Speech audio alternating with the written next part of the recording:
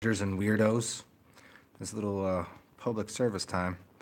It is a Saturday and another day of rain, or at least threatening rain, due to a storm that I'm trying to dissipate that is out in the middle of the Gulf.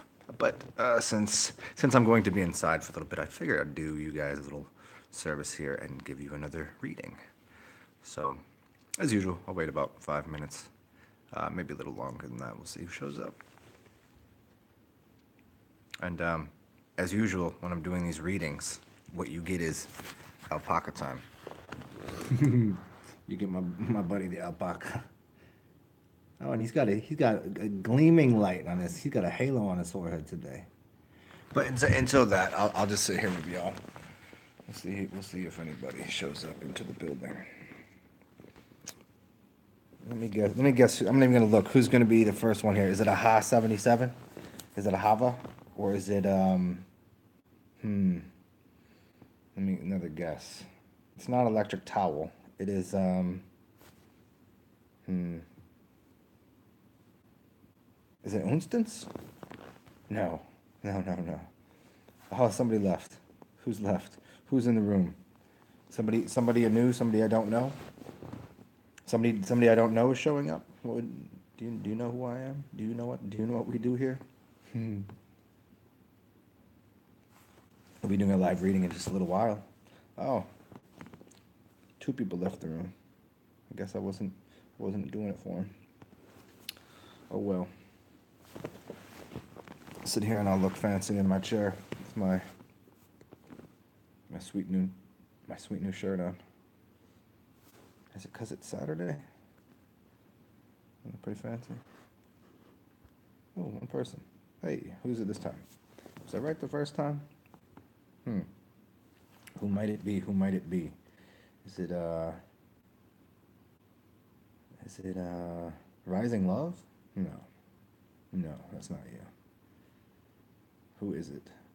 Speak now. Type a letter in. Who are you? Who enters my lair? Another one's in here. Who is it now? Knock 3 times before you enter.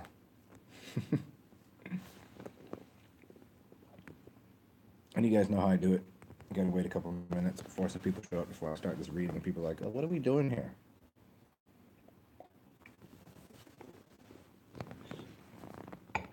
Is it maybe not working? What's up, Kyle? What's up, William Kyle? Estes, the Lord of all lords, the Lord of all realms. It's good to see you, man. How you feeling? How's the weather out there? It's getting a little rainy here. That's why I'm inside. I really wanted to get to the beach today, man.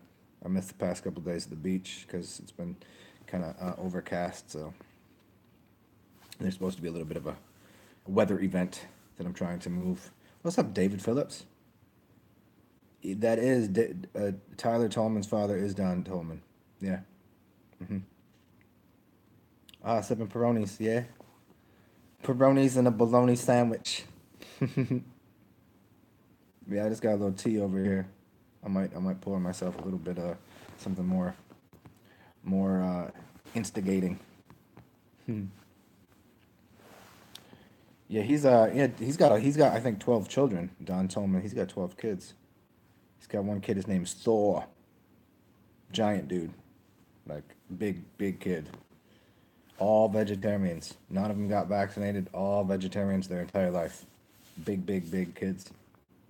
Yeah, the Dolmans, the archway, the gateway. I had met Don Tolman 26 years ago. That's crazy to me. I met him 26 years ago. Yeah, man, I love the rainy days. It just kind of sucks because my house, um, it it's sandwiched in, so like I don't have any windows. I got basically a window. There's like a one window in the house and a door. I wish it had another window, but they kind of did it this way because it's a beach town and it's hot here. It's like keep cooling costs down. No windows, no, you know what I mean? Yeah, I mean it's nice outside. It's like 80 something, but it's just cloudy. Like it's kind of when you go to the beach for when it's cloudy. Do they know about Oren?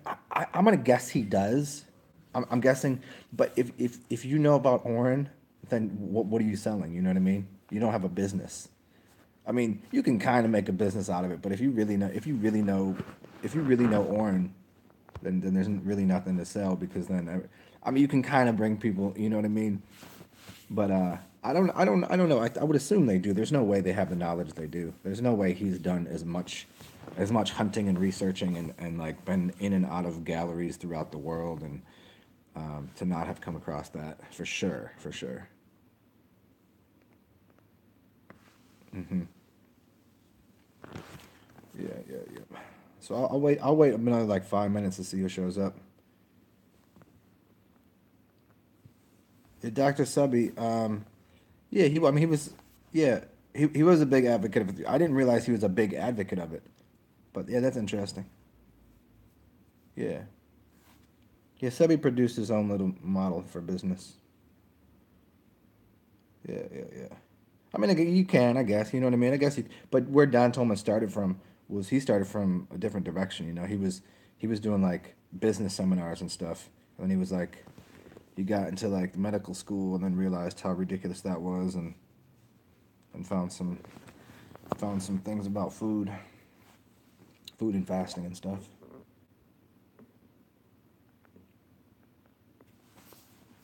Yeah, I didn't realize Subby was. I know I heard a story of him telling about like how much he cleansed himself using it, but yeah, I guess most people just because they don't want to hear about that. Like you'd have to really find some because most people are like Dr. Subby, the alkaline diet, and but then they ain't out here like Dr. Subby said drink your piss. None of them are saying that.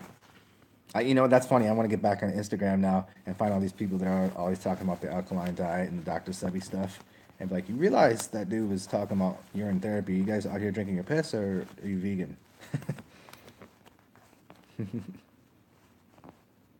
Yeah, Don Tolman is like extra nice. Yeah, he knows. I would say, in a single human being, he probably has more, just about as much information as anybody on the planet. Yeah.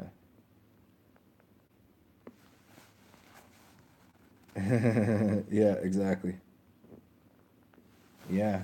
Yeah, you want to get up in their ass, be like, you know what he said. He said, drink your piss. Oh, blah, blah, blah, blah, blah, blah, blah. What? Drink your piss? No, no, he didn't say that. Certainly did. He didn't heal himself with herbs. He didn't heal himself with foods. He healed himself with urine.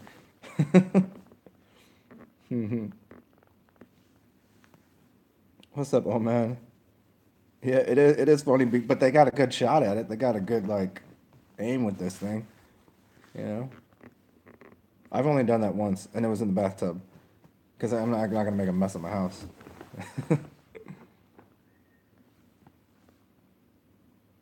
Yeah, yeah, yeah, yeah, William. Yeah, the food and herbs are just tools. They're like the accoutrement, the extra things to go along. Just drink your wee wee, drink your wee wee, and you'll be fine. Speaking of drinking, let me go. Speaking of elixir, let me go pour the one other elixir. And then you guys get alpaca time.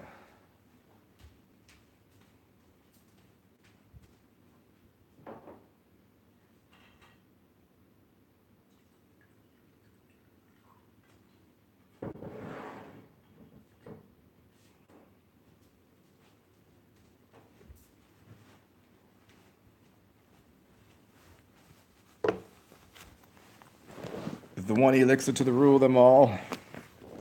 Okay, who's here? What's up, Fire Drake?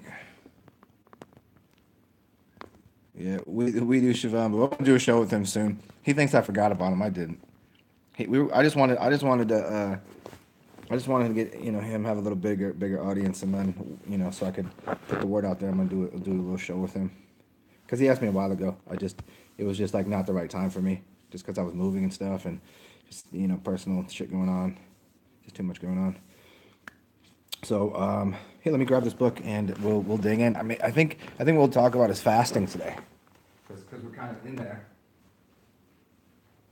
We'll talk about we'll get into water and fasting because I've been mutilating myself with different food items and and drinking too much, obviously. That I got to go on a little fast here, so I'm gonna be doing a urine water fast, stuff like that, juices and things. So we'll get into fasting and water. Yeah, you going? You want to get down with me? You want to? I mean, you want when I start this fast? I'll let people know ahead of time. I'm probably gonna do it like a little, like a week after my birthday or something, my born day. Oh yeah, well, get on it, B. I'll catch up with you. You know what I mean? I'll be there soon enough. Yeah, yeah, deep piss, deep piss.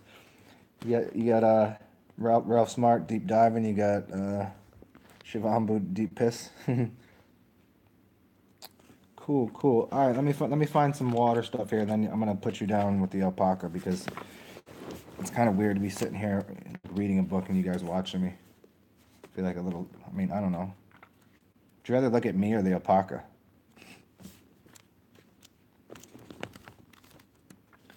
Let's see. We got. Should we start with fasting or should we start with just water? I think we can get onto actually breatharianism, which would be crazy. Um,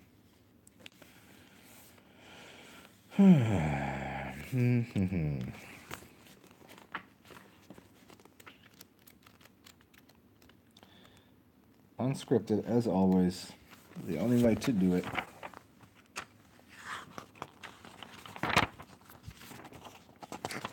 Earth, air, fire, water. Let's see. Ooh, that's a long one. Holy shit, that's a very long one. Okay, fuck it, we do water. That's gonna be real long. This is what? 13 pages? It's a little bit of. Alright. What's up, Proctor? It doesn't matter, you know what I mean? Because it's going to be, I think, people say it's better when it's on the first of the day because it's got more of the healing stuff in it, but I don't think it works that way. Just like distilled water is better when it's clean. I think your piss is better when it's clean because it's going to be collecting more. I think that, the reintroduction of the stem cells and all of the things like overnight, all of the medicine of it, I think that's a good idea, but I think it's gonna be having a different effect on the body. I think the more yellow the urine, the more reintroduction of unused aminos and all of that stuff, and the cleaner it is, the more it's going to be doing just like a distilled water would. You want the cleaner the distilled water, the better it's doing in your body.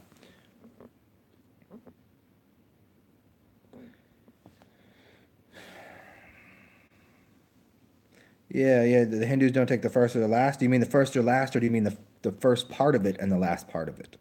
That's what I had. But then again, it might be the first and last. I wouldn't take the last piss of the day either because I want to go to sleep. And I see why you wouldn't take the first. So there's a lot of but look at their culture though, right?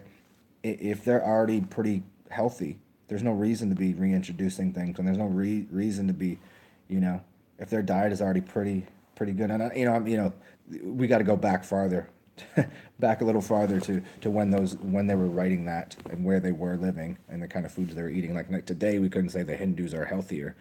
That doesn't make any sense. Hmm. All right, maybe I'll leave you guys up here. You guys can listen to me talk. You can look at my stupid face. Get a little piece of my stupid face. Let me scroll here.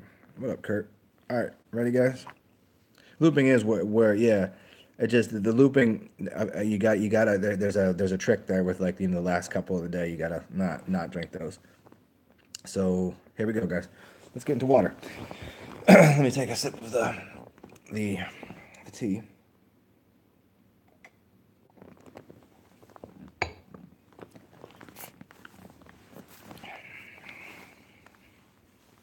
The fluidity of water can teach us that we are not solid, immobile beings, but rather ever changing yet powerful channels of life. The recognition of how water affects your life is one of the most important keys to an ageless health of the body. Although you may not think about water as an element crucial to your vitality, yet you can become dangerously dehydrated within a very short time if you do not drink water. It is through the liquid system of the body that all the nutrients are carried to the cellular level and the toxins are transferred away out of the body. Systems can carry on as long as they are not poisoned by their own wastes. Water awakens your psyche, soothes your emotion, and acts as a transmitter for all manner of information about you and your world, along with feeding you and carrying out the trash. The first cell of your existence is nourished by it, and the enzymes and hormones that guard your life float in this magnificent medium. Water is truly the source of all of it. On our planet, water is the one sacred element. Within our solar system, it is presently believed that Earth and Mars, only Earth and Mars, contain this precious source from whose sacred flow comes all the rivers of life. Our primordial liquid origin is echoed within the very essence of our genetic pattern. The womb in which we grow is filled with saline amniotic fluid. Here we thrive for 9 months, floating in our own sea, and the blood carried in our veins is structured almost identically to the seawater. We must regain our sense of oneness with this element as our genesis, so that we can remember our place in the vast cosmos. Any substance that is necessary to life carries sacredness by virtue of its connectedness to life. It is an intimate, symbiotic friend to us, calling upon our awareness to engage with it, uphold it, and protect its qualities so that we remain healthy and filled with its life-giving essence. Water not only moves within all the layers and parts of our body, but also around and through our external environment. Religions use water to express divinity and holiness. For instance, the Catholic Church uses holy water as protection and purification for its members. Babies are christened and baptized with the touch of water to signify rebirth into a spiritual life. Oftentimes, at sacred waters like lakes, rivers, springs, oceans, and healing ceremonies take place. People regularly enjoy the comfort that comes submerging themselves in water. Baths provide comfort for feelings of emptiness or loneliness. As humans, we never seem to outdistance the comfort of the waters in the womb. To make holy water, just boil the hell out of it. I couldn't resist that joke. Memories from the womb help us to experience. This is hot tub. Memories from the womb help us experience a different sort of relaxation in water. This may be why ancient people used water as a vital healing remedy. Water provides a weightlessness environment and helps healing by taking the pressure off of inner organs, providing relief from the uncomfortable stomach ache and intestinal cramping. Baths also seem to take away the worries and frustrations of the day. You are water. Your health is largely determined by nutrients, hormones, enzymes, and other vital elements that originate from water. Blood, which is the transport for most of these substances, is 93% water. Although you could last for days and weeks without food, without water you would only last several days before dehydrating to death. And this is why I say, dry fasting is unless you really know what you're doing. When you were born, you were about 97% water. By the time you're an adult, you've begun to dry up and now only about 70% water. This is especially significant as it signals an alteration in the basic composition that reflects the hardening, stiffening, and even dying in the body as it gets old. Dehydration, according to some people, is very much a process of aging. Many of the features of the elderly reflect this quality of dryness, which is the wrinkled face, leather skin, leather hands, and most importantly, the drying up of the hormones that supply the vitality or juice to our lives. Your body is 70% water. It's astounding if you stop to think of yourself as a fluid being. To contemplate that you are more than 3/4 water will make you feel differently about yourself. It means that the properties and the quality of water in your body have a far-reaching effect on which you actually are. Detoxification. Water has one crucial function in particular. This function is to detoxify the body. If it were not for this help, the body would soon die of its own toxic soup. If you were to become toxic, there's no way for nourishment and life-enhancing energy to break through the cellular level. There is not only unabsorbed food debris, but there is an insurmountable amount of inert fillers and other trash that must be separated from your food substances you ingest. There are large quantities of chemical pollutants mixed with food that you eat and try and make artificial foods better and preserve dead or denatured food. Even more intrinsic to our toxic condition are the emotional residues that plague our conscious and unconscious states.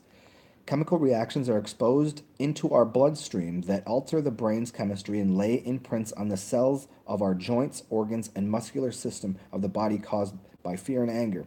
The synovial fluid in our joints causes swelling when it retains emotions or is sent messages by the emotional body to hold, often causing arthritis.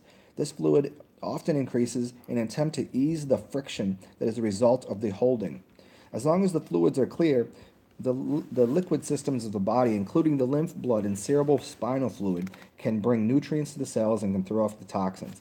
The toxin can be neutralized, thankfully, by the fluid medium of our body, which can also dilute and transport them. Like the ever-present tide, water washes through all of our joints, organs, cells, and interstitial spaces, circulatory, lymphatic, and spinal system to nourish, restore, and detoxify. Properties of H2O. Due to information listed above, you can see how important it is to drink water.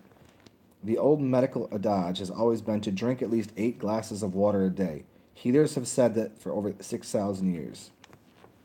Liquid messages. The bodily fluids transport messages throughout the body. The blood, lymph, cerebral spinal, and interstitial fluids all cue the body as to its general state. They do this through the quality of the substances carried out in the liquid medium. If these fluids are sluggish thanks to toxic debris, the body will be in a state of disrepair. One of the ways I've always perceived cancer in people is that the fluids in their body become straw-colored. This opaque color is caused by an extra abundance of waste materials released as the cells reproduce themselves at such an abnormal rate. If one could clear the fluids, the condition not only would be improved, but be reversed. And he's went on to make this in green here, and this is about the brain. And when he puts something in green or red or any other color, it tends to be pretty important. So in the brain, the debris to support cohesive motion is very dependent on the quality of the brain patterns, which are either smooth flowing pulses or chaotic jam channels. The brain itself is 93% water and is fed by the cerebral spinal fluid that washes through and around it. Because of this, you may be more motivated to keep your fluids clear because your water literally washes the brain using cerebral spinal fluid, activating the master glands, opening the consciousness by stimulating the pineal gland. The water in the brain is very sensitive to external electric and magnetic fields because it is the most highly structured water in the body. Big up Electric Towel if he's in the building because he was talking about this in his last video about elf waves, but I don't know if he understood the connection here. The water in the brain is very sensitive to external electric and magnetic fields because it is the most highly structured water in the body. The life force of the brain may be altered by extremely low frequencies, elf waves, put out by your TV, hairdryer, cell phone, computer, and other household gadgets, and are likely to disrupt your brain fluids. Renew it with fresh water. And I'll give a little side note here because he's healed a lot of people that have Alzheimer's, like patients that are like basically the doctor's like they're done. There's nothing we can do. He'll take them and basically put them outside in the sun, give them a bunch of water, put them through some memory exercises, and just continually feed them clear water, and they'll bring their brain back to working order. He'll fast them on water, and he'll just rehydrate their brain. And interestingly enough, the brain has some really the way the brain is made up of its tubing. It's pretty interesting. I'll do that another time. I have a video out there on that exactly, on how he did it, and what the brain looks like. Here we go. The sensitivity of water. Studies have been done to demonstrate that water is physically sensitive. The study consists of energizing one container of water and then using it to feed seedlings with each of the two waters to see which one grows better. The treated water always produces faster and healthier growth in the young plants. The source of the treatment is nothing more than holding the container in the hands to energize it. Some studies have shown that even gazing on the water can do the same thing. If you can make plants grow just by focusing on water, why not use this same technique to dissolve tumors, stimulate your endocrine glands, or clear your brain? And I meant endocrine. The human body reportedly has 90,000 volts of electricity per cubic centimeter. The electrical potential of all organs and systems in your body is charged by the fluid, which must carry the electrical potential at a cellular level. This means that the life force of water is your major concern. So if you want to be healthy and ageless, you must bring water, the source of life, into your body so that it can rejuvenate and rehydrate you. Hydration happy. Consuming enough fluid is essential to live, play, and exercise efficiently. Water is the beginning of the story of life. Human beings lose a minimum of 3 pints, about 1.4 liters of water each day through perspiration, respiration, and urination. Humans can lose more if they are exercising. So what happens when they don't replace the water? Earth's atmosphere weighs 5 quadrillion tons. It is said to contain the equivalent of 10 sextillion human breaths, meaning that there are just over 5 billion people on the earth that breathe an average of 20,000 times a day. In each breath you take in, you are inhaling on average 1 atom of all of the other Earth's breaths. In other words, at least on a quadrillion, in other words, at least 1 quadrillion atoms have been inspired and expired by the whole of mankind in the last 3 to 4 weeks, not including insects and animals. This little interesting piece of knowledge is also true with water, making Earth a true interconnectedness. In fact, water and air contain atoms that have passed through dinosaurs and every living being that has ever lived. This gives rise to the poem that I call Bottoms Up. Let me wrote a poem. You want to hear the poem? The glass of water you're about to drink deserves a second thought, I think. For fountains, oceans, and those you follow are all involved in every swallow. The molecules of water in a single glass, in number at least 5 times, has passed. The water in you is between and betwixt, and having traversed is thoroughly mixed. So someone quenching a future thirst could easily drink what you drank first. The water you are about to taste no doubt represents a bit of waste. From prehistoric beast and bird, a notion you may find absurd, the fountain spraying in the park could well spout bits from Joan of Arc, or Adam and Eve and all their kin. You'd be surprised where your water has been. Just think, the water you cannot retain will some day hence return as rain, or could be seen as the purest dew, though long ago it passed through you. Good stuff. Speaking of water, let me get some liquid. There's a lot of water in here. A little bit of tea, a little bit of honey. Water is the basis of consciousness. To look upon water causes one to dream, to envision, to reflect. A body of water is a playground that children are naturally drawn to. To play at the edge of water, to wade, to soak, to swim, to hold one's breath and splash. A home with views of water and mountain is healing, uplifting. It is settling, most conductive to intelligent, oh man, he's going to throw these big words out here, and telekinetic principles, or the actualization of people into higher, more refined states. Water is literally liquid sunlight. The ancients called water the wine of life. I call it the elixir of intelligence. Daredevils dare to daydream. Then they dare which they dare to dream. Then they do that which they dare to dream. Be a daredevil. Are you grateful for water? Gratitude comes of increased awareness and understanding. There is also evidence that feelings, photoelectrical chemical energy, affect the water structure in very subtle but profound ways. Drink up and be happy.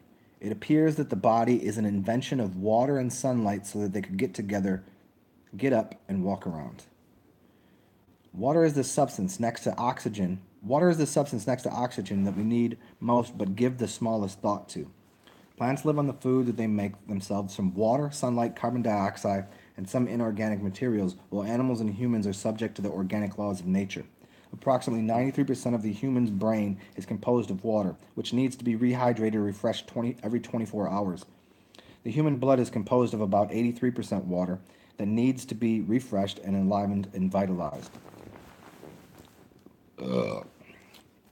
By the oxidation of sugars, fats, and protein, the body is able to create a portion of its own distilled water. That's very interesting. Let me read that again. By the oxidation, because I've spoken at length about why people need to understand what oxidation is. By the oxidation of sugars, fats, and proteins, the body is able to create a portion of its own distilled water.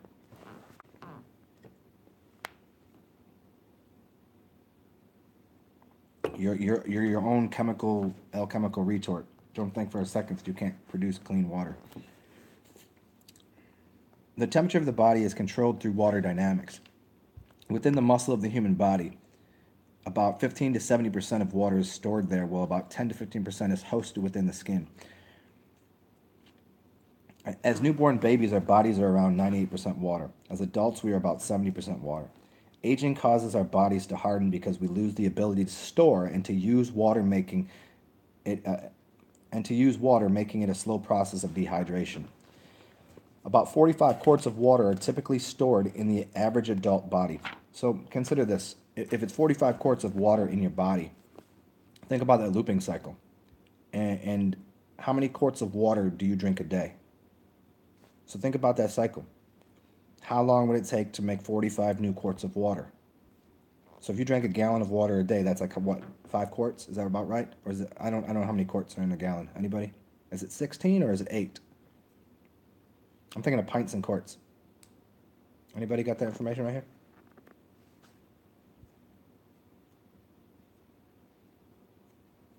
I just stop this here until we get this question answered, so we can just do quick math real quick. And I'll scroll back through in a second here. 16 is a pint. Okay, so 16, 32, 40. So 3 days. Think about that in the terms of when you start a water fast. You know, what's the worst? Wait. Okay, now I'm getting. William is screwing me up here. Okay, 6. Okay, so warm max. You're saying 4 quarts is in a gallon. 4 quarts is in a gallon. Is this right? So a quart is a quarter of a gallon. Is this right? William Kai, you screwing me up here. I want to know. I don't want to know anything about ounces. Yeah. Okay. Thank you, Warmax. Yeah. Okay. Um, so that means it takes about 10, 11 days. It takes 11 days to cycle. If you're drinking a gallon a day, it takes 11 days to basically renew all the water in your body. That's pretty. And you know what I mean.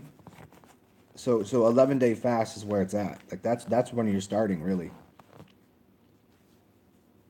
I mean, most people like that really get into fasting. You're drinking more than a gallon a day. You'll probably get into about a gallon and a half. Um,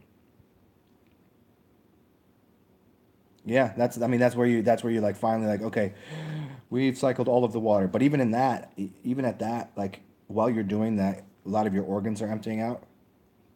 So you're still kind of poisoning your blood with the toxic material. That's pretty profound to think about. 11 days is where you could before you even really have brand new blood. So, anyways, thank you for that. And here, let me scroll through right now before I get any more of this and see what anybody had to say.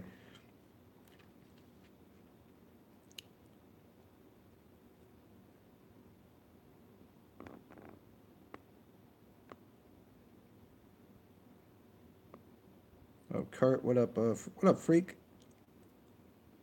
Torn, certainly piss can help with negative emotions. And anybody that's Torn, you've not haven't you've drank your piss, haven't you? For me, whenever I'm feeling down, like if once I start drinking piss, like it changes my attitude real quick. You know, it's like it just immediately balances my hormones, balances my like if I got anxiety, whatever. I'd rather see if I can emotionally deal with the anxiety. You know what I mean? Sometimes I'd rather see if I can breathe through it and go through like those kind of meditative practices. Um, never not it's not always it's not that doesn't always work. But urine tends to, at least for me, and I think anybody here can probably attest to that. That it's kind of like there's so many good drugs in it, like your hormones and things, that they'll give you a lot of balance to things, for sure. Fire Jake, what's up? Water is the criterion within without until we purify the water in our inner outer realms, we remain polluted and consume the cycle of ignorance that has been passed down with us. Yeah, man. Yep, Warmax. I've said it thousands of times, man. Dry fasting is not for people. I mean, once you're very hydrated, once you've become water, then let's talk about it. Once you're a water being, then let's talk about breatharian. Once you can, once you can be there for like a week and just be comfortable on water, like very comfortable. And if you can do that frequently, then we'll talk about dry fasting. But everybody out here like, oh, you need to dry fast. Like, no, what's gonna happen is if you dry fast, you're gonna be on the floor, pass the fuck out. Like literally, like because you're gonna be doing such heavy detox that you could hurt yourself. I've done it. I mean, I've done it on purpose to see what happened. I wouldn't suggest it to anybody, and that's why because I've done it. And I test it all the time. It's not a good idea. I mean, I mean, sometimes I'm doing an extra hard dry fast because when you put fire water in you, if you put vodka in you, it's drying you out. The fire from the alcohol is increasing the flame of the dry fast. That's where the shamanic thing comes in. That's where all the stuff where I go, don't do that. Don't do what I do. Listen to me. Don't do what I do.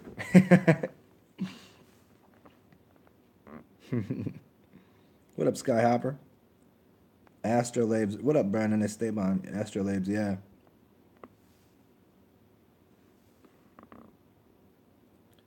Yeah, man, Proctor, that's awesome. I'm so happy to hear. Yeah, the distiller is the greatest thing, man. I always notice too, and my friend will always, my friend Umi, everybody knows Umi. She'll when she calls me, she's like, if I'm kind of like depressed or whatever, she's like, is your water filled? And I go like, oh no, it's not. So I have my gallon, I have my 2 gallon glass jug. I have two 2 gallon glass jugs now, so I'm not ever getting behind anymore. And I got my distiller, which makes a gallon at a time. Actually, it's no, I got two 3 gallons. And if it gets down like halfway and there's nothing in there, it without question, it's a completely, um, your environment reflects you. When my house is dirty, that's how I feel inside. When my water is low, that's how I am inside. It just is. That's the interconnectedness between your environment. Your where you are is reflective of who you are internally. So whenever I go look at my water, I like now my shit's full and I got a gallon on reserve. I'm good. So it completely changed the way that I feel about things because I took enough care to go do that because I cared enough about my own internal water supply. And my piss is cleaner, blah blah blah. It works that way. What up, Emma? Oh man, what about water and one's aura? Yeah, I mean it's obviously you're there's fluid around us right now, and we're impacting this. You know? So yeah, and the word aura comes of what? A-U-R-A. That's what? Gold, Ra. A-U is gold and Ra. Gold light. The gold light of our aura. Well, how would you contain gold light? It'd have to be in a water substrate. What up, Rick James? What up, Alien Vibes? Okay, and I'll get back to reading here in a second. Yeah, Warmax, I've covered that many, many times. When you say protein intake, just get back. I'll make a video specifically on that. I mean, even though I have, I just, again, it'll be hard for you to find. I don't label these things, which I apologize for, but not really. It's more fun hunting. As long as you have to change your mentality about what protein is. You have to know what protein is, and then you start from there, because the oxygen is doing a lot of the work.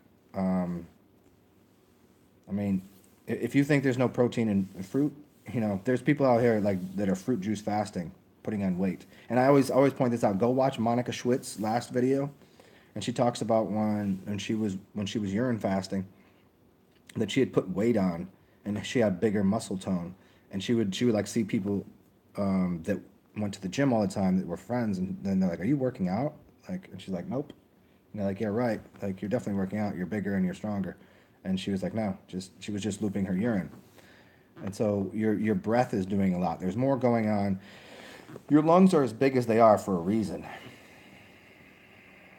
It's the most important thing is your oxygen. As much as we're talking about water here, because it's very important. Your lungs are, there's an electromagnetic thing going on here, and the atomic. Remember this. and I'll do the whole thing again later in more depth. But the first cell of your body that was reproduced needed nothing to reproduce itself. It was as if it was done by magic. And so the reproduction of these cells in the flower of life form that was the first immortal cell. You go read the Immortal Cell by Hilton Hotima. Start with Hilton Hotima. I think I already told you this. And then I'll even you know what I'll even get into all these old timey power lifters and stuff and weightlifters. But that cell reproduced itself with no protein, with no food. So how did it do it?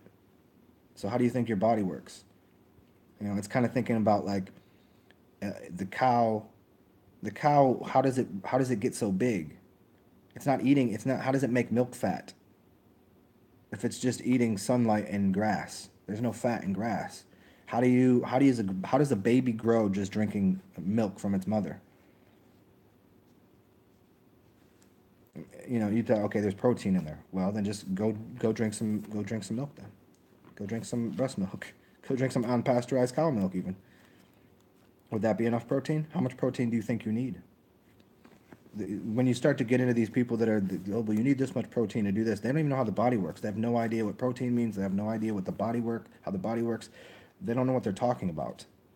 Why else would you be like, oh, well, I need aminos. Oh, I need this. I need that. Then I can look at all these guys in the gym, and they all have a different diet. But you know what they all have in common? They're putting in the work. That's the thing. Everybody's like, oh, I can't get big. You know why you can't get big? Whoever this person is like, oh, no, because you're not doing the extra push-up. You're not doing the extra chin-up. You're not putting more weight on. You're not putting that extra little piece of energy in. You're not doing, you either do one more rep or you do one more set or you do one more of whatever. That's going to change the gains.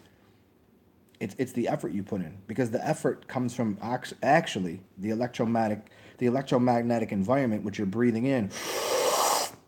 There's my electrical energy. Now I put the work in. Do Wim Hof breathing method. Do 10 push-ups right now, or do as many push-ups you can do right now. And I don't know where you at, Warmax. And then do the Wim Hof breathing method, meaning just breathe, just hyperventilate. I mean, just until you like start going through the phase where you feel like you're gonna pass out. Breathe through that, and all of a sudden you're gonna be on fire with electrical energy. Then do as many push-ups as you can do. You're gonna be able to do a lot more, because you're putting more aerobic work in. It's about aerobic work of the oxygen in your body. So, and pressurizing your system. Why do you think when you pick up a big weight, you go, because you're pressurizing, you're putting all of that into your body. That's as easy to break it down as I can. I mean, it's really that simple. It's just putting the work in.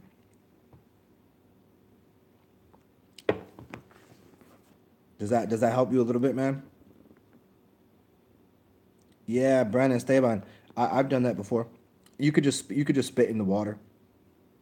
You want to put some seeds, start some seeds, spit in the water, and then what it's gonna do is gonna take on your coding. I'm not gonna say DNA. I'm not gonna say all that, but it's gonna take on the coding of what you are, of whatever your ailments or sickness are, and the plant will grow to have the resolution for that inside of it for you. So imagine if you live in a community, everybody would spit in that water. You got 12 people in the community, everybody's got a different ailment, you all spit in that water, that plant's going to come out, it's going to be able to nourish all of you. Crazy, right? Yeah. Yeah, George, I've done dry fast for maybe a little longer than that. Very intense. You can't get up. You need to have somebody there to help you, possibly, hopefully, because then whenever you start taking water back in, because now what you do is when you dry fast, you're overloading the you're overloading toxification into your body. So I mean, you're speeding it up because you're heating your body up by not having any water in it. You're heating it up. By heating it up, you're taking out more things, but that can go really bad really fast, and so this is why it's never suggested. Yeah, yeah. Yeah, once you're really hydrated, like William Kyle says, once you're really hydrated and really well nourished from the sun, dry fasting is a great idea because you'll be able to handle it. You'll know what you're doing. And a day of dry fasting is a great idea, especially if you're near the water, like the ocean, because you're gonna be getting all the electrical charge.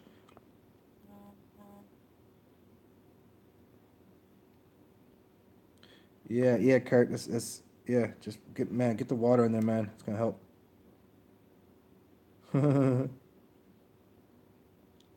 What's up, Daz? The best fasting. I'm gonna keep reading on this in a second.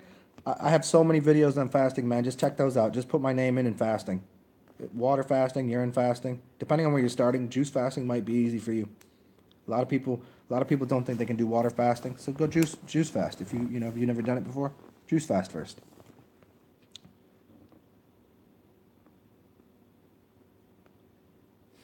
What up, Stevie? Yeah, I've done it once.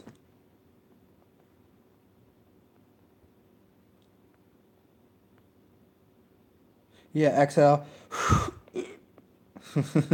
The exhale, you exhale, and then you're pressurizing your pelvic floor. Yeah. What's up, Ryan Duval? Yeah, yeah, yeah. Urine is also good for plants. Yeah, in small quantities. You don't want to dose them too much. Yeah. Oh, just piss. Well, their piss was also probably way sweeter. So let me get back to this, and then I'll get back to your questions in a second, so I can get through this water chapter, and then we'll get into fasting. Maybe we'll get into breatharian today.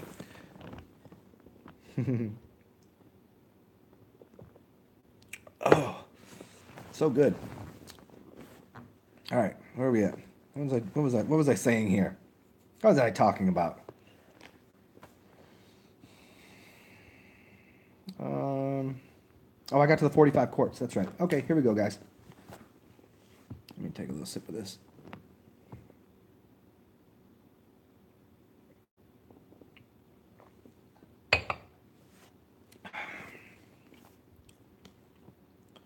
Human muscles. Hold on here.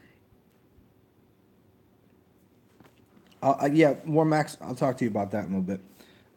Maybe it'll be answered in here somewhere. Human muscles are comprised of 75% water. The liver is 69% water, and our bones are 22% water.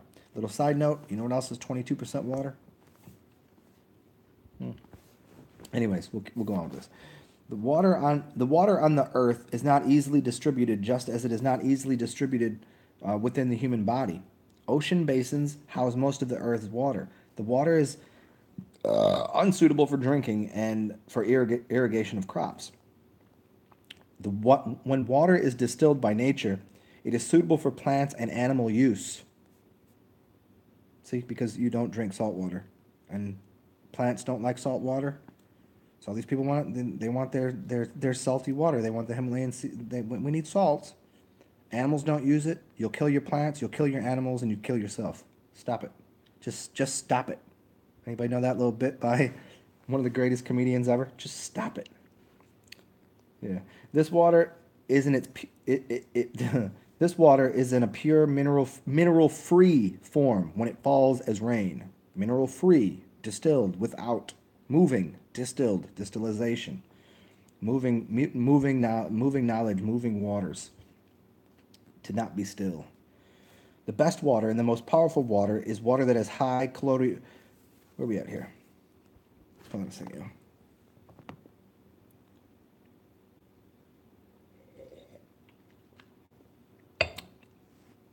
The, the best water is water that does not have a high level of minerals from businesses or laboratories. Just like water evaporates from oceans and falls back to the land, water evaporates from our body, being breathed out with every breath, and must be replenished in order that we continue living.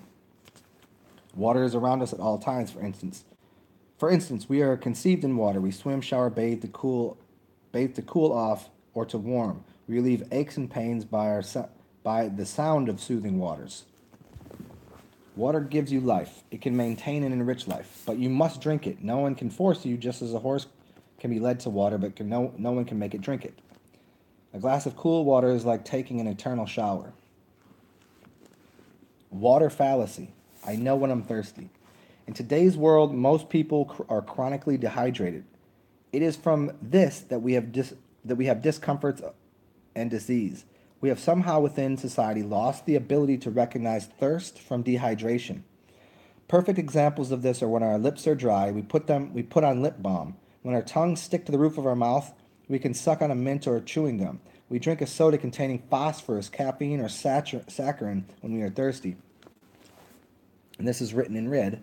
The chemicals in our drinks cause the body to produce endorphins in the brain. We feel it as a high and become addicted, and with any drug, more and more is needed to get the same kind of kick out of it. When this happens, we are stressed and dehydrated.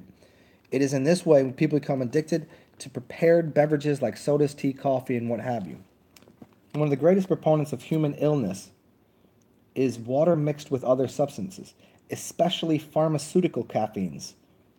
The caffeine acts as a dehydrating agent, telling your kidneys to flush out more water. It directly affects the renal tubes, telling them to get rid of water. Processed caffeine is a potent dehydrator, water rejecting substance.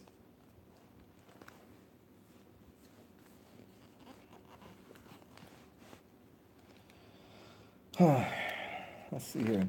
Daily, our body needs 12 to 20 glasses of water. The best indicator of our water need comes from our color and odor of our urine, because the body concentrates urine in order to conserve water. This means that the more concentrated the urine is, the greater the body's dehydration. Naturally, urine should be clear like water and odor-free, not dark-colored or having a stench. If you cannot tell when you are thirsty or on your own, try using one of these other symptoms like stomach pain, depression, high blood pressure, high cholesterol, living, kidney damage, exhaustion, dry lips, dry mouth, and bodily pains of every kind. An increase in the volume of urine production is what comes from increased water intake. When this happens, the body can lose many of its water-soluble vitamins. Now, he goes on to say some things that I don't agree with, so I'm going to leave that out because he talks about promoting the use of sea salt, and I don't agree with it at all. So we'll just leave it out of here because, I mean, it's just going to be him saying you should use sea salt and me saying you should not use sea salt, as I've said many of times. If you want salt in diet, get it from juice, get it from the fruits. Water allows your cells to do what they were designed to do, generate life, health, and joy throughout your body. Water is not so much a treatment as it is a lifestyle. Bon appetit. People with heart and kidney problems should consult their medical doctors before increasing water intake, and when on medication, do it slowly and under supervision. Otherwise, you may get healthy. Water cures ulcers. Ulcers are caused by dehydration, hence nearly all ulcers are created from water starvation. The body seals off the stomach flow using a muscle spasm because the pancreas cannot neutralize stomach acid. The acid pools creating ulcers as the acid corrodes and erodes away the tissue. Water cures what we know as ulcers, or the body's preparation to receive water. An influx of water dilutes the acid and allows the pancreas to work magic. Then the pain is gone and the ulcers can begin to heal. People suffering from pains of ulcers can relieve them in 20 minutes or less by drinking 2 glasses of water immediately, and then having two more glasses of water every 3 hours throughout the day. Do this until ulcers are healed. I have personally never seen this fail. Water cures the problem. However, there is no money to be made in prescribing water for the treatment of ulcers. Water cures asthma. When the body is low on water, it tries to conserve it. The lungs are one of the main areas that lose water. Water vaporizes and leaves the body in the process of breathing. You can see this process sometimes on a cold day as steam. The body's intelligence constricts lung tissues to reduce fluid loss as you dehydrate from lack of water consumption. It does this chemically by increasing production of a substance called histamine. A regulation of water conservation is one of the little-known functions of histamine.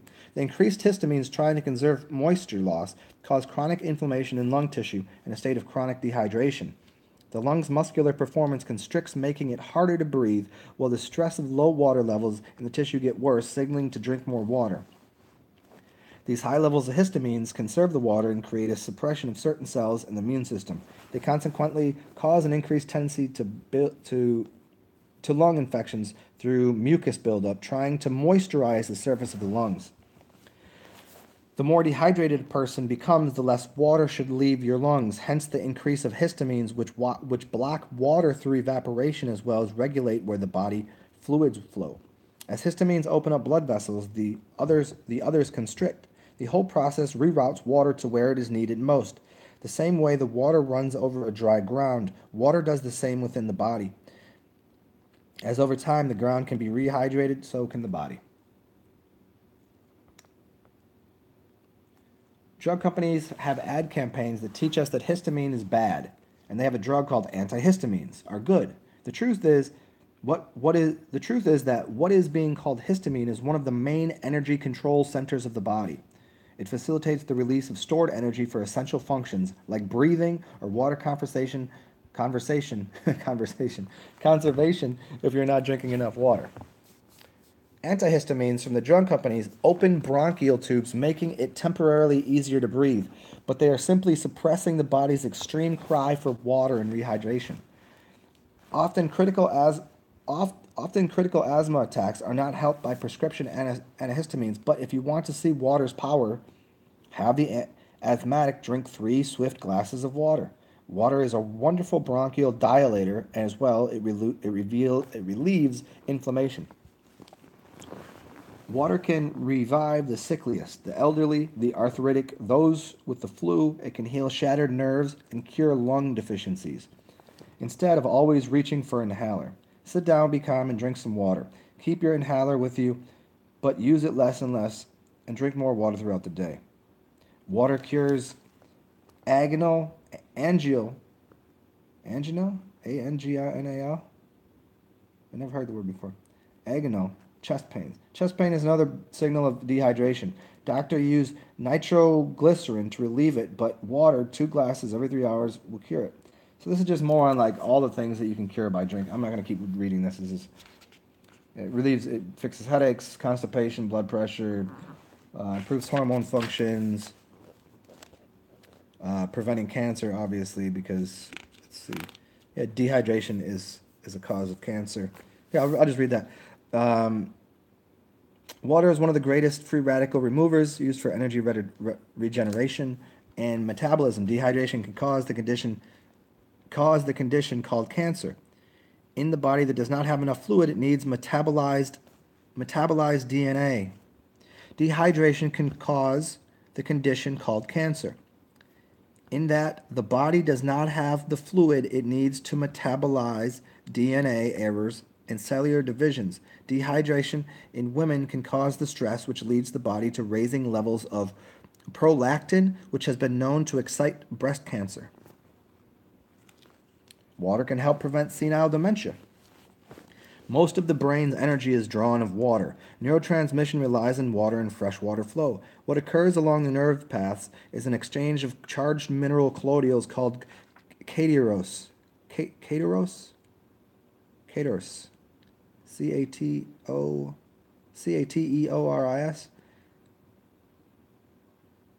There you go. Water also, it's so funny, the simplest words, and I can't even get it out of my mouth correctly. Big ass tongue of mine. Water also affects nerve transmissions in that along the entire length of the nerves there exist waterways, tiny microstreams of water that floats minerals, nutrients along biological structures called microtubules. These small rivers of water move along molecules manufactured in the brain to their destination throughout the nerves of the body.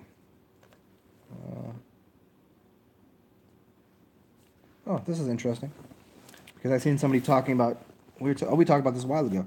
Lack of water or shortage of water slows things and even eventually brings all to a halt. Dehydration shrinks, impairs, and eventually kills cells. But water shapes cells, holds them together, and allows them to work flowingly and freely. Dehydration increases the thickness and stickiness of the cell fluids, clogging them up. In the brain, this creates memory loss called senile dementia. And then here we go. This is something that me and somebody had talked about a while ago. I think the genie. Water at certain depths of the body tissue becomes H3O, or what is called a sheet of hydronium, or lower viscosity, meaning less thickness. In dehydrated states, things are less efficient, slow-moving, and backed up. And then there's just more things that it can cure.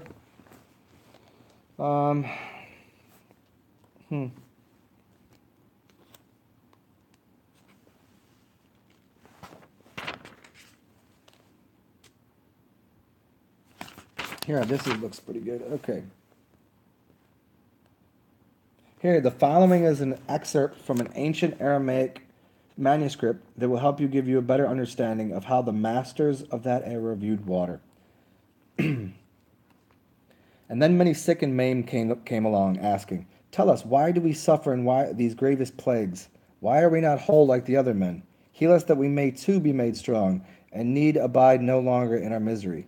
Happy are you which hunger for the truth, for I will satisfy you with the bread of wisdom. Happy are you that knock, for I will open the door of life. Happy are you that would cast off the power of Satan, which is parasites, for I will lead you into the kingdom of our mother's angels, where the power of Satan cannot enter. Those who asked him in amazement, Who is our mother, and who are the angels, and where is her kingdom? Your mother is in you, and you in her. She bore you, she gave you life. It is she who gave you your body, and to her shall you one day give it back. Happy are you truly, who does these things shall never see disease, for all the power of our mother is above all, and it destroys Satan and parasites and his kingdom, which is plague or plaque, and he has rule over all of your bodies and all of the living things. The blood which runs in us is born of the blood of our earthly mother. Her blood falls from the clouds, leaps up from the womb of our earth, babbles in the brooks of the mountains, flows wide in the rivers of the plains, sleeps in the lakes, rages mightily in the tempestuous seas. Keep therefore her laws, her name, and for none can live long, neither be happy, but he who honors his earthly mother and does her laws. For your breath is her breath, your blood her blood, your bone her bone, her flesh your flesh, your bowels her bowels, your eyes her eyes, and your ears her ears. Renew yourself and fast, for I tell you truly that Satan and his plagues may only be cast out by your fasting and prayer.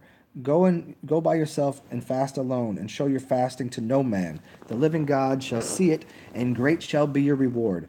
And fast till Beelzebub and all of his evils depart from you, and all of the angels of the earthly mother come to serve you. For I tell you truly, except you fast, you shall never be freed from the power of Satan. Fast and pray fervently. Seek the power of the living God for your healing. While you fast, eschew the sons of men, and seek our earthly mother's angels, for he that seeks shall find. Seek the angels of water. Put off your shoes and your clothes in clothing, and suffer the angel of water to embrace all of your body. Take a bath. Cast yourselves wholly into the enfolding arms, and as often as you move in the air with your breath, move also your body in the water. I tell you truly, the angel of water shall cast off your body all of its uncleanliness, which defiled it without and within.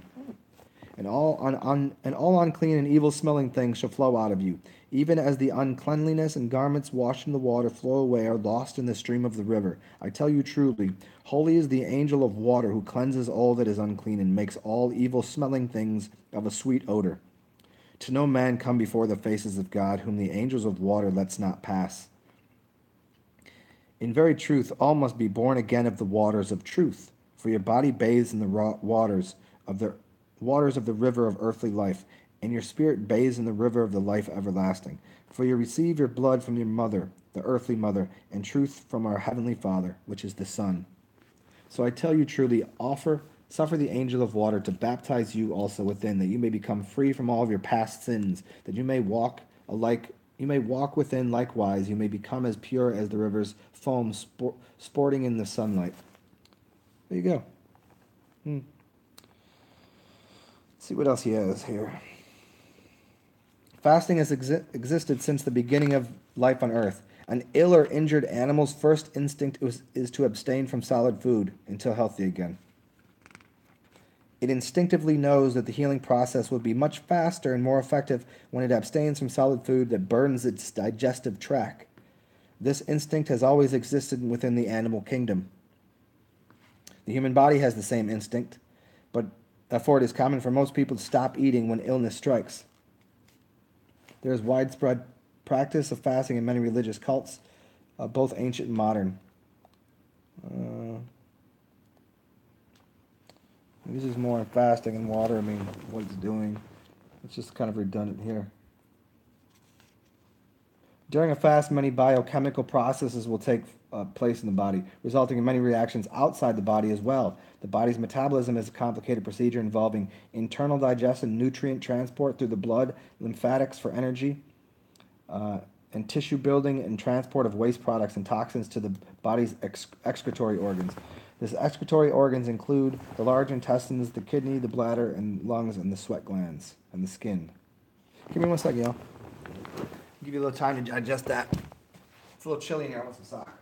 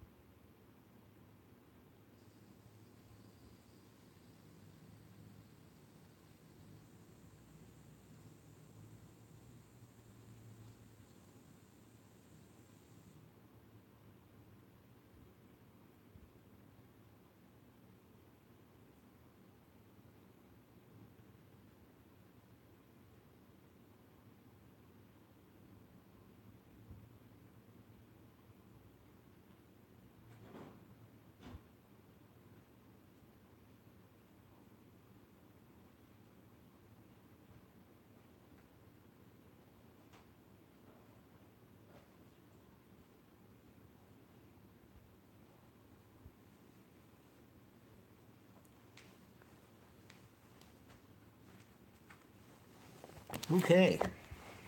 We'll give this a little pause and see what you guys had to say, and then I'll get back into this.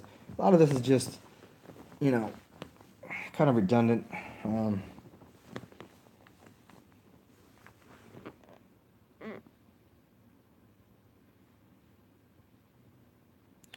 Yeah, well, Max, I think the tinnitus can be healed. I think that you want to clean the lymphatics that are going to run down through here from your ears. Find a chart of where it goes. I think it's going to go behind your ear here, I think you just want probably like a lymph drain. You can start with these ones.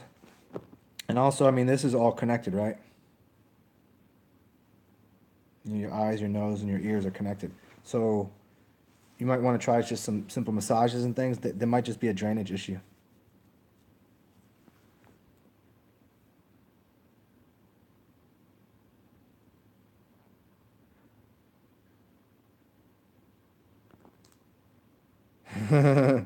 Yeah, the stuff I'm reading is pretty expensive. Yeah, this is a few $100s.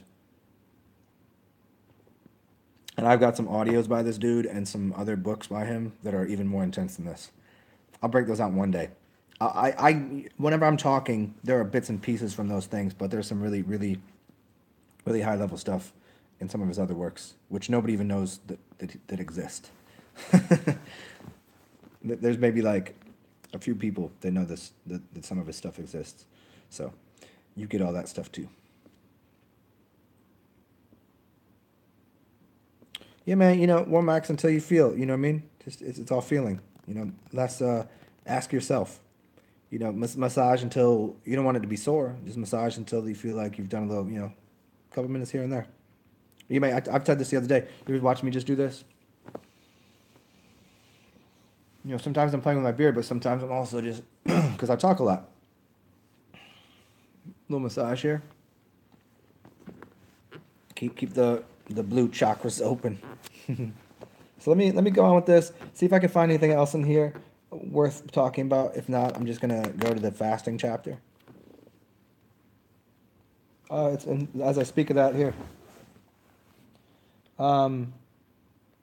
We got right into the water. We got right into fasting right here.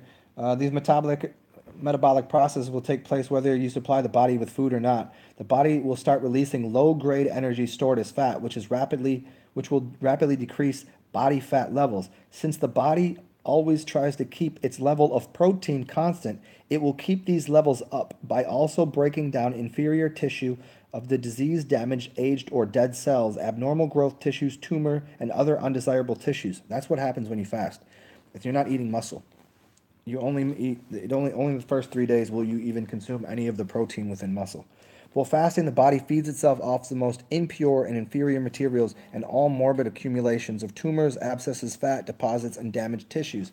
All of these accumulations cause illness and even death. The body is cleansing itself and other tissues at a cellular level and is dissipating large pockets of clustered proteins and filth and toxic waste into the bloodstream.